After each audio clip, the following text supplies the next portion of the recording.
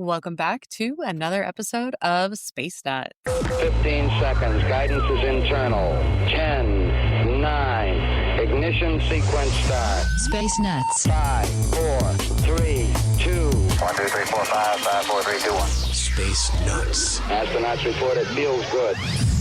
I am your host, filling in for the beloved Andrew Dunkley, and my name is Heidi Campo. Joining us today is Professor Fred Watson, astronomer at large. And you are at large. You're still at your conference. That's correct, yes. It's actually turning out to be rainy Adelaide today. There's quite heavy showers going through, which I can see out of the window. Hopefully I'll get a dry spell to walk up to the university to connect with my colleagues on the conference. I do have an umbrella, so that's all right. Wow. Being British, you always carry an umbrella. I was going to say, you're good at astronomy and planetary science, bringing an umbrella. Yeah, I should show you my umbrella, actually. I can't do it now, but it's got all the northern constellations on it. It's lovely. You flick it open and suddenly there's the sky in front of you, all marked so out, which came from Jodrell Bank in northern England, which is the home of the Lovell Radio Telescope, which is the biggest it was the biggest radio telescope in the world when it was built in 1957. So, yeah. Wow. Well, that's a fun fact to start off the episode. And I guess speaking of radio, I will brag for us. Before we started recording, Fred had mentioned to me that a story that we just covered on the last episode is hitting the radio with quite a lot of popularity, but you guys heard it here first. Exactly. And if you missed our last episode, you should go check that out. But just talking about the big crunch, and we covered it thoroughly on the last episode, and it's the hot news in astronomy now. So you can go back and listen to that one. But we do have a lot of great stories in the queue for today as well that you're also going to want to hear. And, this is funny because it's like, this is a science podcast, but I feel like the articles today are particularly science rich. There's a lot of, and great variety too, Fred. These are going to be some really fun articles. So today, I don't even know. I understand the word bubbles and I understand Milky Way, but I don't know what a Fermi bubble is that we have discovered in the Milky Way. And can you just tell us why they named it the Milky Way? Oh, I there's a meme on the internet where it's like, who just looked up at that and thought, milky? The Greeks, I think, and the Romans. It goes back. It's probably, it's lost in time because it's got this milky appearance. Via Lactea, it's called in Latin, Milky Way. So ancient people looked at it, thought it looked milky, called it the Milky Way, telling it like it is, and it's been known as that ever since. And I think it's delightful that we still call it that. I mean, we see it as it's the edge, the thickness of our galaxy that we're looking through when we see the Milky Way. It was Galileo who first saw that it was made of stars and not congealed milk or something like that. When he perfected his telescope in 1609, towards the end of 1609, early 1610, he saw it was made of stars. And that was the first time anybody knew really what it was made of. And that was, only, 400 years or so ago. So it's quite a recent discovery that it's actually made of celestial objects rather than something almost supernatural, which I'm sure was very much on the minds of people before that. Supernatural milk from supernatural cows, probably. Excuse me. Yeah, I've always thought, it does, I guess I don't look at it and think milky. I think maybe sparkle way or something. But now that, thinking of it through the lens of ancient people, that makes sense. A lot of, what you might call First Nations cultures throughout the world see it differently. Here in Australia, a lot of the Aboriginal people, and there are something like 400 different groups of Aboriginal people within Australia. Because it's a big continent and these are small nations dotted throughout. But many of them saw it as a celestial river. That's great. And you can kind of get that because often rivers in Australia are milky and the water's sometimes quite milky in appearance. So it sort of all makes sense. Well, I guess today we're starting off by talking about milk bubbles. Yeah, well, that's right. Well, that's the froth on your milk, which is very nice on a coffee or something like that. Anyway, that's a different story. So, what are these things? Fermi bubbles. You mentioned them. They and I'm not actually sure. I thought you were going to ask me who named them, and I don't know the answer to that. So I'm very glad you didn't.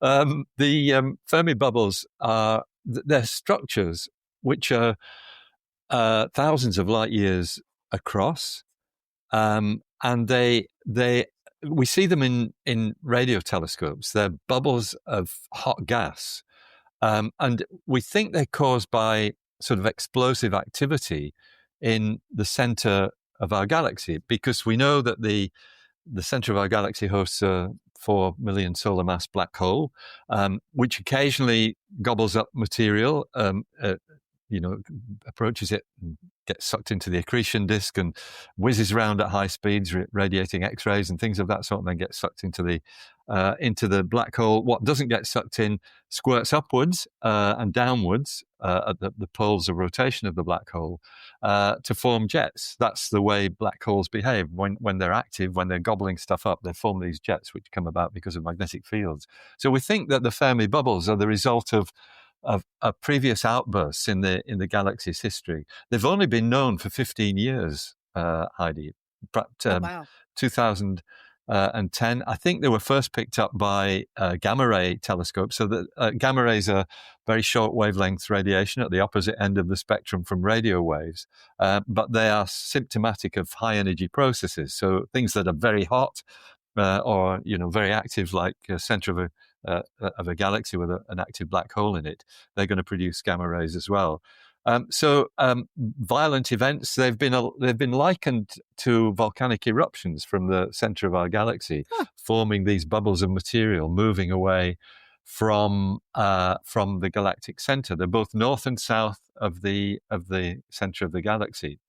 But some new observations using the Green Bank Telescope, National Science Foundation over there in your country, is a team from, I can't remember which university they're from, North Carolina State University and some other institutions. What they've done is they've used the Green Bank Radio Telescope to get basically really high fidelity images and data on the composition of the gases within them, the speed that they're moving, things of that sort. And that's so they've done what we would call a survey of the Fermi bubbles, and that lets them pick out fine detail. Now, the thing about the Fermi bubbles, as I said, they're very high energy. Their temperature within them is roughly 1 million degrees or so. 1 million degrees Celsius or Kelvin.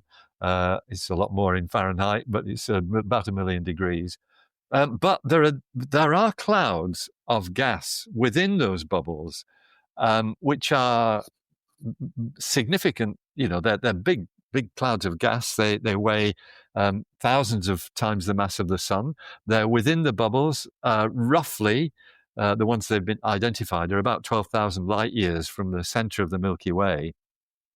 And the amazing thing, given that the temperature of the Fermi bubbles is 1 million degrees, these things are cold.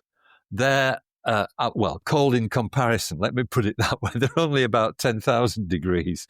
If you can describe 10,000 degrees as cold, well, it is compared with the 1 million degrees that's surrounding them. And in fact, there's a lovely quote from and one of the authors, the co-author of the paper, is actually at the Space Telescope Science Institute, STSCI, which is in Baltimore. Somebody called Andrew Fox. He has this lovely quote. He says they're around 10,000 degrees Kelvin, so cooler than their surroundings by at least a factor of 100. Finding these clouds within the Fermi bubble is like finding ice cubes in a volcano. And, that's really nice, a nice summary. Wow. And you can't, it's hard to understand why they're there. And one of the other astronomers involved with this says computer models of cool gas interacting with hot outflowing gas in extreme environments like the Fermi bubbles show that cool clouds should be rapidly destroyed, usually within a few million years. a time scale that aligns with independent estimates of the Fermi Bubbles age. And it wouldn't be possible for the clouds to be present at all if the bubbles were 10 million years or older. So that's what they're saying is, you've got a scale of a few million years for these things to evaporate, to become at the same temperature as the bubbles. But they haven't done that yet. And one other quote, if I may, because this is full of great quotes, and there's my phone ringing, and I don't know why. I'm going to ignore it. They might be trying to get me out of the room. Do you mind if I take this, Heidi? Let's pause it. We'll just. Actually, they've gone. All right.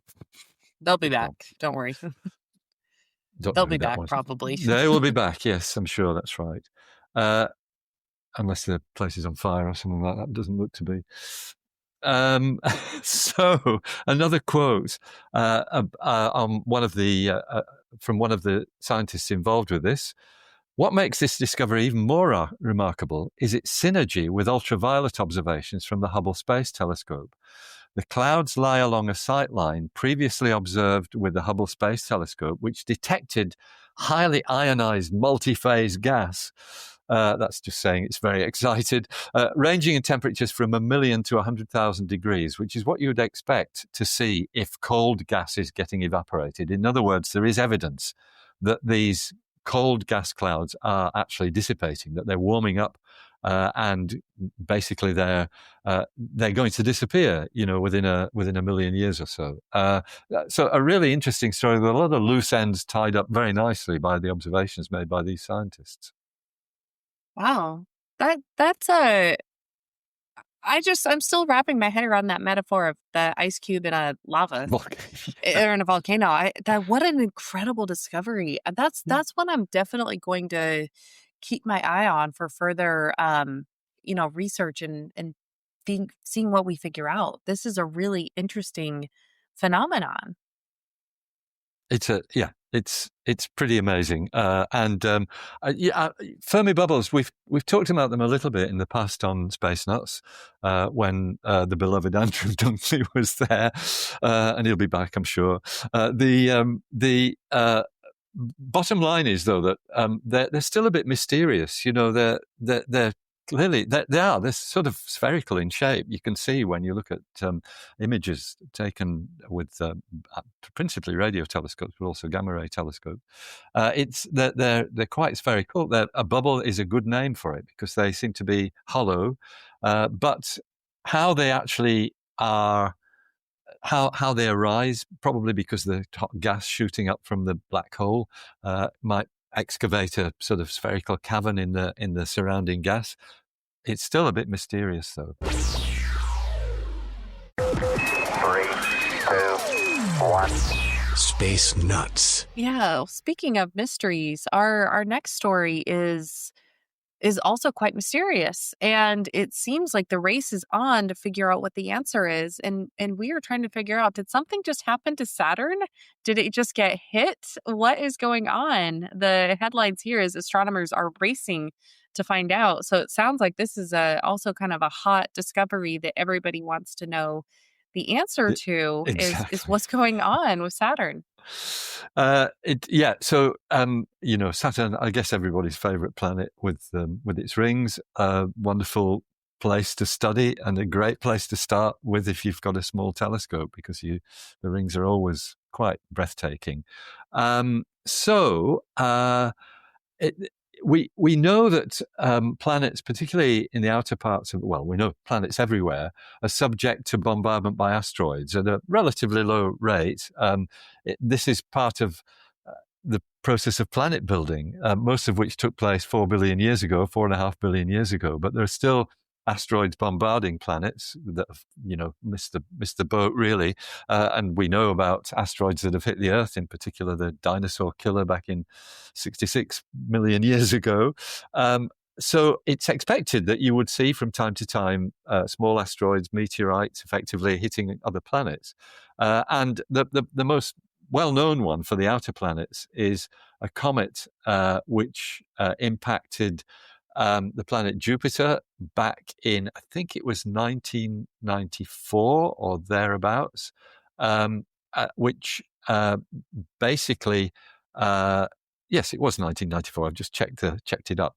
A comet called Shoemaker-Levy 9, which broke up actually because of Jupiter's intense gravitational field. It broke up before it hit the planet, but it did hit the planet, and because people had observed the comet, there were many observations made, including by our Anglo-Australian telescope here in Australia. They managed to observe the impact of Shoemaker-Levy 9 fragments with the atmosphere of Jupiter.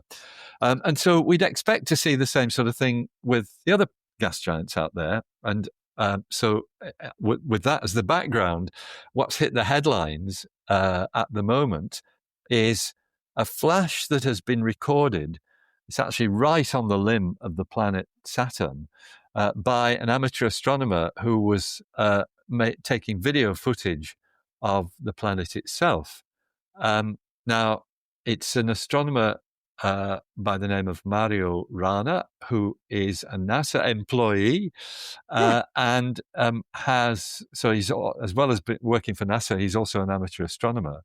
And he basically caught this image, which you can find on the web. There's a few websites that have got a picture of it. It's a very blurry image of Saturn, which is kind of what you'd expect from a short exposure video image, with a flash at one side. Now, the question that everybody's asking, and this is what you were alluding to right at the beginning, is what is the flash? Is it something impacting the atmosphere of Saturn?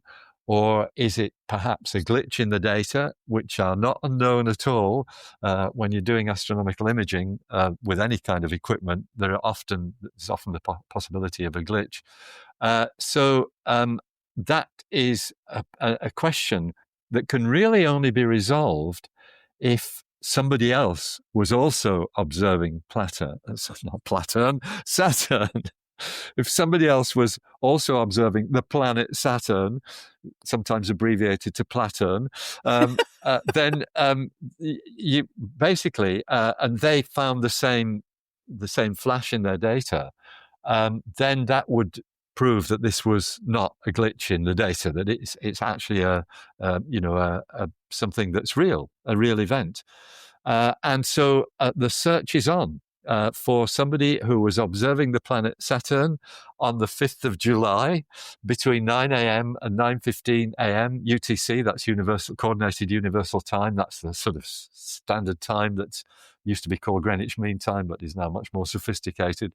9 a.m. and 9:15. If any Space Nuts listeners have got footage of Saturn taken at that time, 5th of July, not very long ago, between 9 a.m. and 9:15 a.m. UTC, we want to see your data because there could be evidence that this was a real event rather than a hot pixel or some sort of glitch in the data. So that's a story that I think is going to develop. Again, one we should keep an eye on, Heidi, because hopefully maybe within the next couple of weeks we might find that somebody has recorded the planet Saturn at that time, and that there is a confirmation that it was actually an impacting object. Then we've got to think about what it might have been, possibly a comet, possibly an asteroid, but something big enough to make a significant flash when it actually burned up or interacted with the atmosphere of Saturn. Yeah. Yeah, this is just another reminder of how important citizen science is, because this is a great example of you don't need to be a Fred Watson to make these discoveries. You could be, any of our regular listeners. You could be a Heidi Campo and still do cool things. And that's really exciting. So I guess we will find out. Right now, I guess it is just a big hands in the air. I don't know. We need more data to figure that out. Okay, we checked all 4 systems and keying with a go. Space Nuts. But unlike our last story, where there is just so much conversation, lots of talk, lots of mystery, lots of data, lots of not data, we are talking about, I think we're going to be split down the middle. It's either something you love to talk about or it's, oh man, this again. But we are talking about the search for extraterrestrials. Yes. And I think for those of you who are in the camp of you've watched the movie Contact and you loved it, then this will be the story for you. It's a really interesting story. The reason I put it in today, Heidi, was that one of my colleagues at the conference actually mentioned this idea in his talk for about a fifth of a second. He didn't dwell on it. It was Okay. just flashed up on the screen. High energy astrobiology was the term he used. And then he moved on to something else. And I thought those two words, or three words, I guess, high energy with a hyphen in between, high energy and astrobiology. Astrobiology is the study of the origin of life, how life evolved, how it became where it is throughout the universe. High energy astronomy is at the opposite end. It's the stuff we've been talking about with the Fermi bubbles. It's things that are very hot or very active or full of radiation. The kinds of things that you don't associate with the origin of life. That you might, think that these high energy radiations would just destroy any sort of molecules that are trying to evolve into living organisms. And that's why it seemed like, it seemed like the word is an oxymoron, isn't it? An oxymoron's two things that go together that mean opposite things. That's what it seemed like. And then here I found an article which is on the phys.org website, phys.org, reviving search for extraterrestrial intelligence with high energy astronomy. And so it's really it's a white paper actually that's gone to the NASA Decadal Astrobiology Research and Exploration Strategy, and they have a request for information, and this white paper has come in as a submission, and it's got at least two researchers involved with this. They're involved with a project called Breakthrough Listen, which we've certainly talked about before on Space Nuts. Breakthrough Listen is a privately funded venture to devote some of the time on two big radio telescopes, one of which is here in Australia, the Parkes radio dish, to listening for SETI signals. In other words, the search for extraterrestrial intelligence, listening for signals that might actually be somebody's communication signals in a different star system. So these people are already tuned into that idea. Now, the Breakthrough Listen has been going for some years, maybe 15 years. It's funded by a Russian billionaire called Yuri Milner. And they haven't found anything, basically. No signals have been detected that could be artificial in origin. And I think maybe in a little bit of frustration around that, because radio is what you think of at first as extraterrestrial civilizations trying to communicate with one another. It's what we use in our civilization, and it leaks out into space. We know that the Earth is quite bright in the radio spectrum because of all our radio signals as we communicate with each other. So perhaps frustrated at the lack of any response on that, these scientists have posed the idea, how could our high energy astronomy be used to find radio signals from technological civilizations? And it dwells on things like objects that emit cosmic rays, gamma rays, X-rays, all these things which come from sources of high energy emissions. They list a whole lot of them: neutrinos, X-rays, cosmic rays, gamma rays, pulsar wind nebulae, neutron stars, black holes, solar flares, and gamma ray bursts. But how do you associate that with technological civilizations? Well, what you've got to do is think completely out of the box. And one of the boxes that they think out of is, we regard our environment here on Earth at a comfortable temperature of about 15 degrees Celsius on average for the whole planet, as being where life has evolved, where we have evolved. But they are thinking way outside, and they're saying, okay, think of the surface of a neutron star. Now, I meant to look up what the average temperature of the surface of a neutron star is, and I forgot to, but it is very, very hot. It's, we're talking thousands of degrees. And imagine that a life form could exist on such a surface that lives on nuclear energy and all that radiation that comes from the neutron stars. So how do you search the signals we get from neutron stars to look for artificial signals? And they're suggesting AI for that, machine learning, searching X-ray images, neutrino bursts, gamma ray observations. There is a quote, if I may read it from the study, that says, high energy SETI, by and large, must be a commensal effort for the foreseeable future. That's one that everybody joins in. Dedicated programs will only be feasible after much further investigation. At this stage, our efforts will be like those of early radio and optical SETI pioneers who developed methods and infrastructure that took decades to grow into the robust subfield it is today.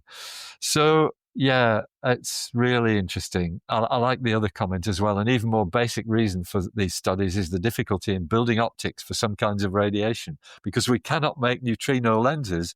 Every neutrino detector is sensitive to large areas of sky, making it a good SETI facility if you're looking at the whole sky. But what you find might not mean very much to us. So I'm not quite sure where this study is going. I have to admit a little bit of skepticism as to whether we would ever find a techno-signature from the X-rays coming from a neutron star. It would be very mysterious. So the first thing I would think of would be, well, maybe there's a planet going around it that's got a rather more benign environment to it. But, we're always looking for planets in the Goldilocks zone, that zone where it's not too hot and not too cold for liquid water to exist, because that's the only form of life we know, one that's based on liquid water. But yes, there may be other forms of life. Who knows? I certainly don't. No, Some no. of our listeners do. Maybe Yeah. Henrik will be the one to find them. Yes. This this stuff really does kind of sound like the plot line to Contact. Some billionaire funding, some young ambitious scientist, and I've always laughed because it's like that's every scientist's dream. If someone shows up with a blank check and it's like, all right, how much money do you need? I will fund everything, and you're just like, Yes. thank you so Thank much. you. Thank you. Yeah. I know. What do you say? But thank you. That'd be pretty cool. Yeah. My friend, Dr. Alison McGraw, she's a planetary scientist at the Lunar and Planetary Institute. She looks through telescopes, and she's sure her background's in geology, and she's always thought that for extraterrestrial life that we should look for planets with plastic signatures. Yeah. Yeah. And that's always been her philosophy, is just looking for those kinds of materials or things that are not going to be organically made. And she's like, we need planets that have garbage on them. Yeah. that's going to tell us there's life there.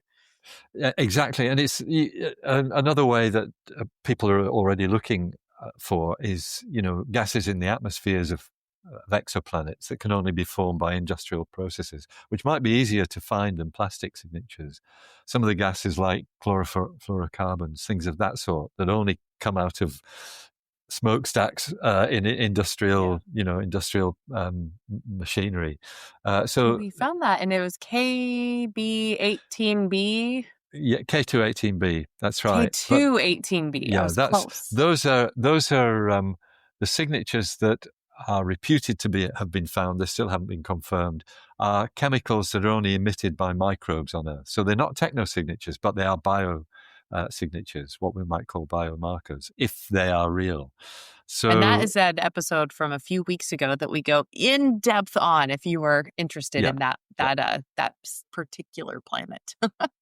That's the one which your husband likes, I believe. Yeah, I think he saw that on Instagram, and he was fascinated because it was one of those like clickbait type articles that has some headline. It's like, we found aliens. NASA confirms that we have found aliens. It's like, okay, relax. And then you read the study and you find out that they're just finding gas bubbles that might be something, and they're just looking at it through a few pixels on one telescope. So it's like, okay, we're not quite there yet. I think when we do, if or when we do find something, it'll be more than one article from one random Instagram page. I think you're right there. Everybody talking about it. Yeah. Well, Fred, this has been a really fun conversation, and I know that you're eager to get back to the rest of your conference where you can learn more and share more with us. So we're going to let you get going. But Thank you so much for joining me today. This has been really fun talking about milky coffee bubbles and Yep. Yep. Saturn and ETs and all the fun stuff. A high energy episode of Space Nuts. That's what we call it, don't we? Space Nuts. That's it. Yeah, no, it's Excellent. great. Thank you very much, Heidi. Thanks as always, for your time and enthusiasm, and we'll talk again soon. Hi, Fred. Hello, Heidi. Hello, Hugh in the studio. Andrew again from somewhere in the Mediterranean, where we've spent a fair bit of time since I last spoke to you after our visit to Tenerife. What have we been doing since? Blimey, we've been everywhere, mainly in Spain, but also Morocco. We docked at Casablanca and then took a trip for a few hours to Marrakesh. No, we didn't catch the Marrakesh Express, which is made famous by the Crosby, Stills, Nash and Young song, but we did see it, actually. No, we went to Marrakesh and we sat down to a traditional Moroccan lunch and looked at the countryside. It's a strange change of terrain when you're driving from Casablanca to Marrakesh when you're heading south, because it turns into desert very rapidly, but beautiful country, quite different to what I expected. Then we sailed through the Strait of Gibraltar and saw the Rock. We were supposed to stop there, but delays have forced us to skip the UK territory. And then it was on to Valencia, and we did a cooking class, believe it or not, and learned how to make paella or paella, or whatever is the local pronunciation, and we got to eat it later. Fantastic. And then we moved even further to Barcelona, and we discovered things about Barcelona we didn't know, like the hidden city that was dug up fairly recently. They didn't know was there, but it was a city underneath the city of Barcelona. So they've renovated that and excavated it, and you can see the streets and the shops. They think it was a market called El Born. Worth looking up if you want to check it out. And we saw the cathedral there. I mean, you go to a European city, there's a cathedral, and of course the famous Columbus statue where he's pointing out to sea. Then we moved on again and dropped in yesterday to Mallorca and did a bit of a cross-country trip to see the caves of Drac, and they are spectacular. We even got treated to a wonderful little classical concert with people in boats on a lake in the depths of these caves. And there was an organ, two violinists, a cello and a rower in one boat who did the concert for us. It was fantastic.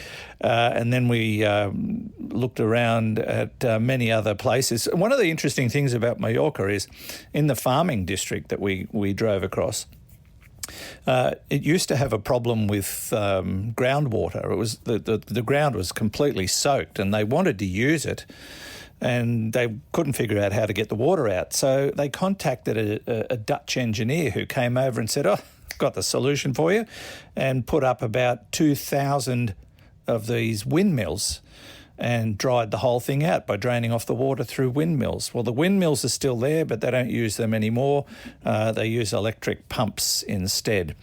And then we moved on today to Cartagena, the one in Spain, not the one in Colombia, although we've now been to both.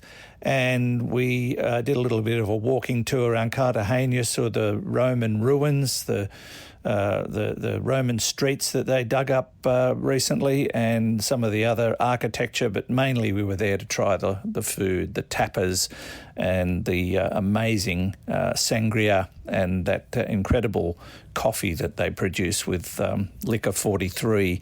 And, oh, gosh, it's so nice. Probably terrible for my heart, but we'll get over it, I'm sure. So that's where we're up to. Our next stop takes us back to Morocco, where we'll be getting off in Tangier, and then we'll be doing a coach trip to the Blue City. So I'll report on that and more. By the time I talk to you next, we'll have made several more stops, but it's really exciting. We're having a great time. Hope all is well in Houston and Sydney and everywhere else where Space Nuts people live. Talk to you soon. Bye for now. Space Nuts. You've been listening to the Space Nuts podcast. Mission complete, Houston. Available at Apple Podcasts, Spotify, iHeartRadio, or your favourite podcast player. You can also stream on demand at Bytes.com. This has been another quality podcast production from Bytes.com.